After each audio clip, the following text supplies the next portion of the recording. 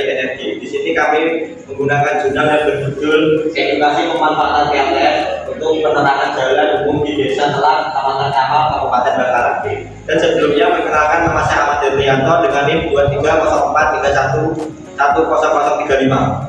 Saya Farhan Setia Saputra dengan NIM 2312. Saya Ahmad Hasan Kamil dengan NIM 234. Saya Ahmad Gilang Asal Fani dengan NIM 23093. Saya Ika Budi Setia dengan NIM 23. Di sini saya akan menjelaskan pendahuluan. Indonesia sebagai negara kepulauan memiliki kekayaan sumber daya alam yang melimpah yang dapat dimanfaatkan sebagai sumber energi untuk mendukung keberlangsungan hidup masyarakat. Namun seiring berjalannya waktu, ketersediaan sumber daya tersebut semakin menipis sehingga diperlukan transisi ke arah energi baru terbarukan. PLTS Off-Grid memegang peranan penting dalam meningkatkan rasio elektrifikasi, terutama di wilayah pedesaan yang belum sepenuhnya dijangkau oleh jaringan listrik. PLTS terdiri dari berbagai komponen utama seperti modul fotovoltaik, pengendali pengisian atau inverter grid, baterai, dan sejumlah komponen pendukung lainnya. Sistem PLTS dapat didirikan menjadi dua jenis utama, yaitu sistem berdiri terhubung jaringan PLN dan sistem berdiri sendiri. Sistem PLTS tersebar dan terhubung lebih banyak digunakan karena biaya instalasinya relatif terjangkau dan desainnya sederhana.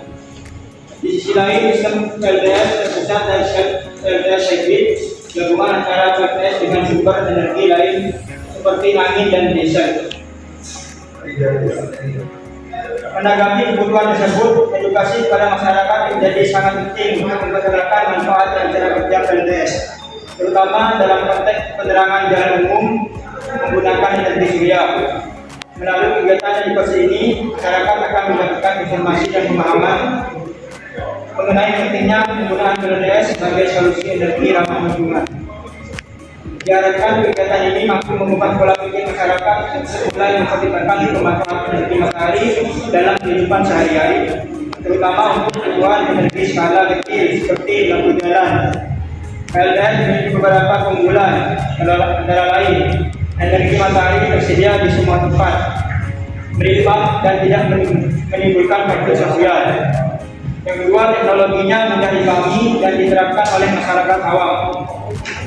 Yang ketiga, ramah lingkungan, tidak menghasilkan emisi gas, tidak bising dan tidak berbahaya bagi manusia maupun lingkungan. Perangkat PLTS tersebut tersedia luas di pasaran dengan variasi harga dan kualitas. Sesuai dengan permintaan dari Desa Telang, Kecamatan Kamal, Kabupaten Bangkalan, kegiatan edukasi ini menyasar warga masyarakat di wilayah tersebut, khususnya warga RT yang 1. Target peserta dalam kegiatan proyek ini adalah sebanyak 40 orang yang merupakan perwakilan masyarakat umum di Desa Telang. Baik, untuk poin selanjutnya yaitu mengenai Liga Nusantara. Di situ untuk poin 21 yaitu mengenai energi terbarukan atau EBC di Indonesia.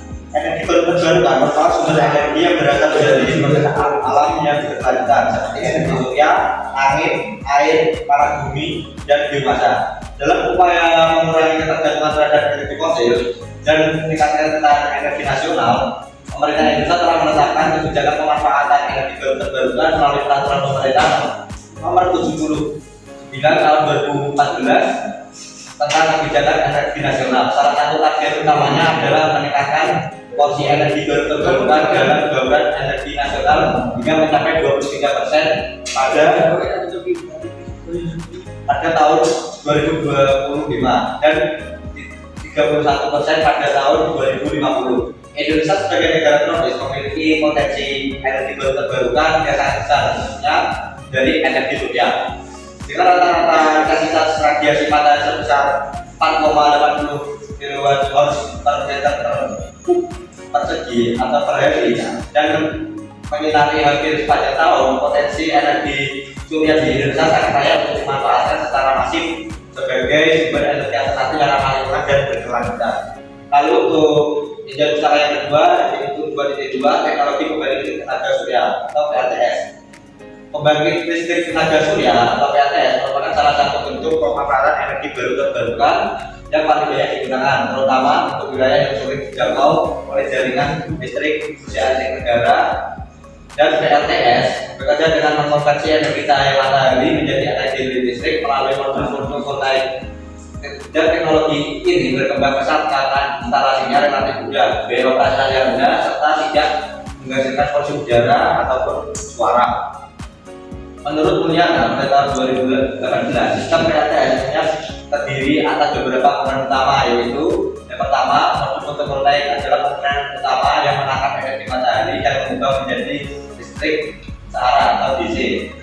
Lalu untuk komponen yang kedua yaitu solar charging controller, berfungsi mengatur arus masuk dari panel surya ke baterai agar tidak overcharging atau overdischarge. Lalu untuk komponen yang ketiga yaitu baterai, berfungsi sebagai penyimpan energi untuk digunakan saat malam hari atau cuaca mendung.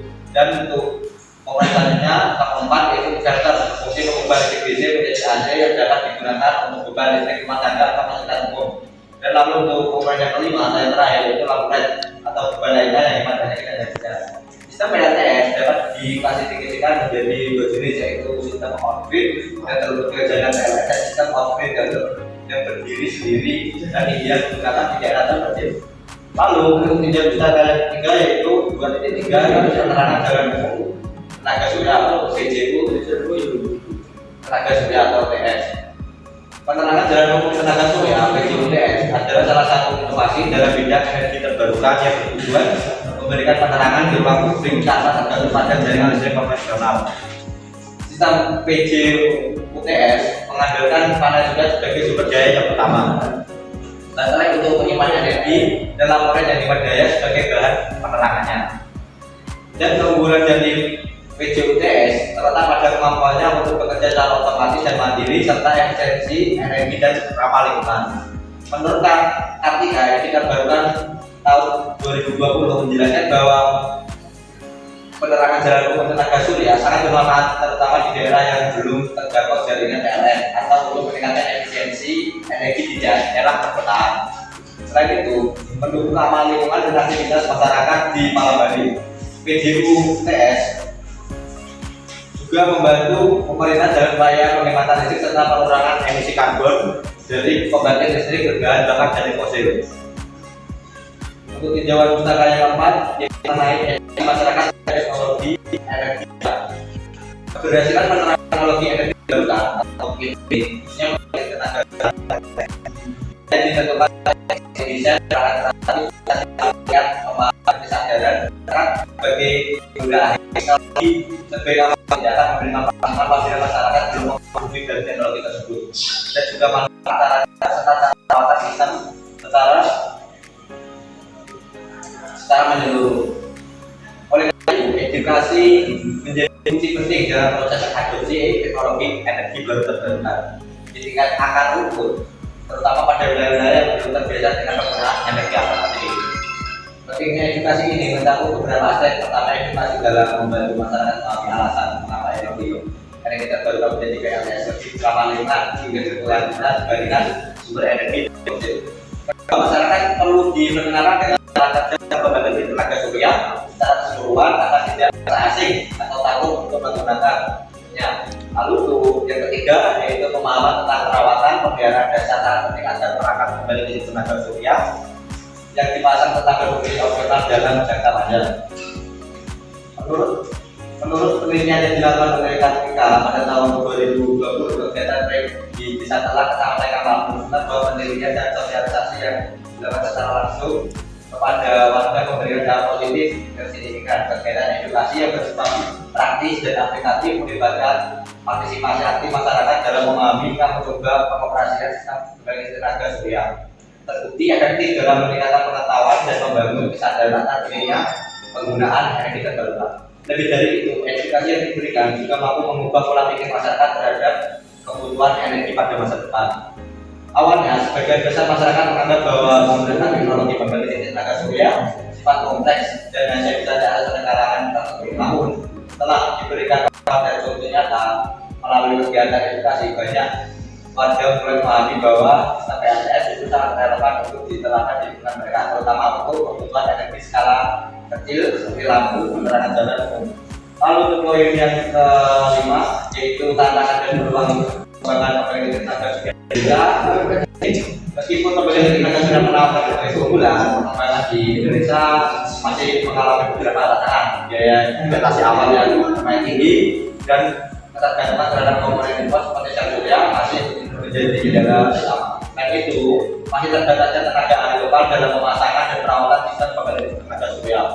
Juga memahami hambatan yang harus diatasi. Namun peluang pengembangan pembangkit tenaga surya tetap sangat besar. Dukungan regulasi dari pemerintah meningkatkan kesadaran masyarakat terhadap isu lingkungan. Tetap perkembangan industri ekonomi lokal menjadi faktor utama dalam pengembangan pembangkit tenaga surya ke depannya. PLTS juga membuka peluang terciptanya lapangan kerja baru di bidang energi terbarukan serta mendorong pembangunan berkelanjutan di wilayah Indonesia. Serta terutama di daerah yang belum memiliki akses listrik yang sangat memadai.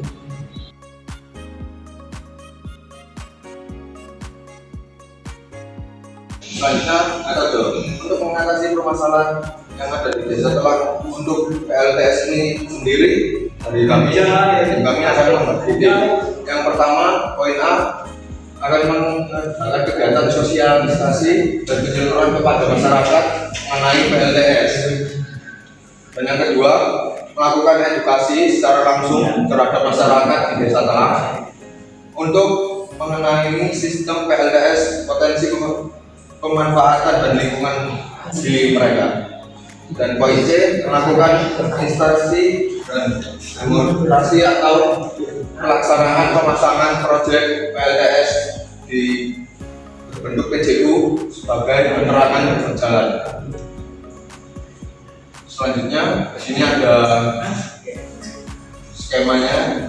Mula-mula kita akan mulai pembagian tim, dan selanjutnya perancang proyek PJU yaitu penerangan lampu jalan. Yang keempat, menyusun program dan proposal proyek dan panitia. Dan kelima, pengadaan pembuatan modul atau alat. Yang keenam, melakukan edukasi pemanfaatan PLTS untuk pemasangan penerangan jalan umum. Yang ketujuh, pendaftaran dan penutupan peserta pelatihan proyek. Berikut ini merupakan simulasi rangkaian PJU yang digunakan pada jurnal yang kita ambil sebelumnya.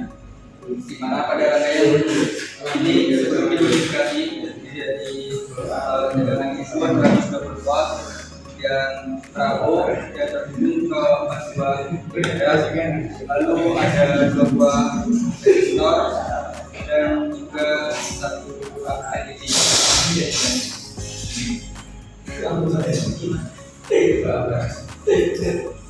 Setelah dijalankan rangkaian tersebut, jadi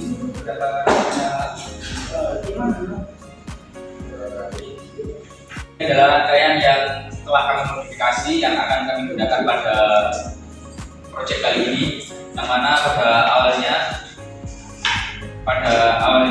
kita menggunakan sumber masukan AC 220 volt. Kemudian kita masukkan ke rangkaian penyaring. Di sini ada kapasitor dan juga resistor. Kemudian kita tambahkan voltmeter di sini untuk mengetahui keluaran tegangan yang dihasilkan. Kemudian kita ubah ke DC menggunakan dioda bridge di sini.